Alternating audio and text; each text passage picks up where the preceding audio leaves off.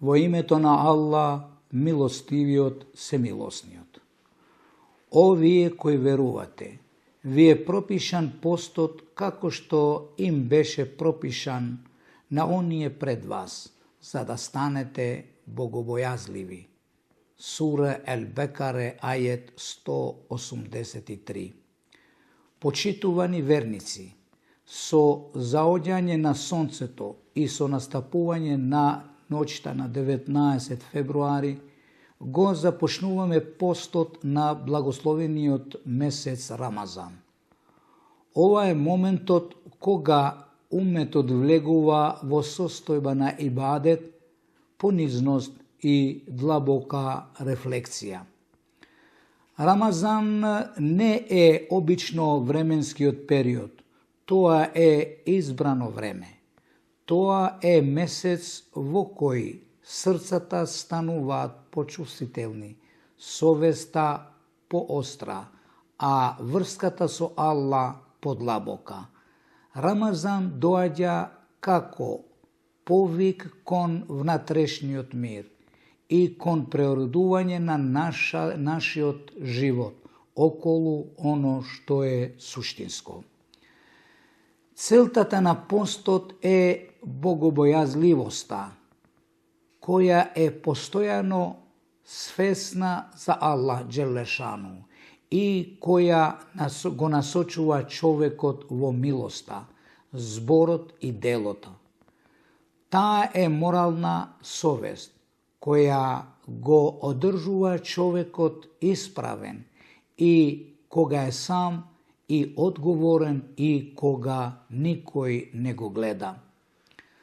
Рамазан е школа на дисциплина и карактер.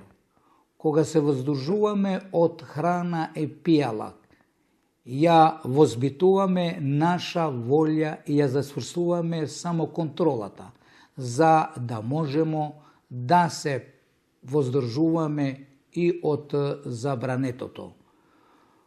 Ова самоконтрола мора да се прошири и надвор од физичкиот аспект. Таа треба да го опфати нашиот јазик, однесувањето и меѓучовечкиот однос. Пратеникот на Аллах Джелешану рекол: кој не се откажа од лагата и постапување според неа, Аллах нема потреба од неговата глад и жед. Постот има за цел трансформација на карактерот. Не е доволно да пости со стомакот. Треба да замолчи и злото во вас. Не е доволно да се оддалечиме од храната. Треба да се оддалечиме од раздор, клевета и гордост. Рамазан е и месец на објавувањето на Кур'ан. Овој месец треба да биде сериозно враќање кон Божјиот збор.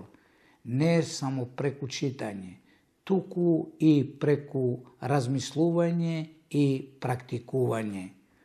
Кур'ан го обликува умот, го прочистува срцето и го насочува нашето делување. Преку постот учиме благодарност за благодати што често ги земаме здраво за готово. Стануваме почувствителни кон состојбата на оние што се во потреба и ја заекнуваме меѓусебната одговорност. Дарежливоста, милоста и помош кон оние што имаат потреба се конкретен израз на верата и на постот. Посебна порака имам до нашите верници кои живеат и работат надвор од татковината. Вие сте амбасадор на вашата вера и нација, на вашата култура и благородни вредности, каде е да живеете. Преку вашето однесување, интегритет и почит кон другите, ја представувате убавината на исламот, затоа ширете мир, добрина и соработка во општеството во кој живеете, зацврстувајќи го соживотот и меѓусебен на почит меѓу луѓето со различни припадност.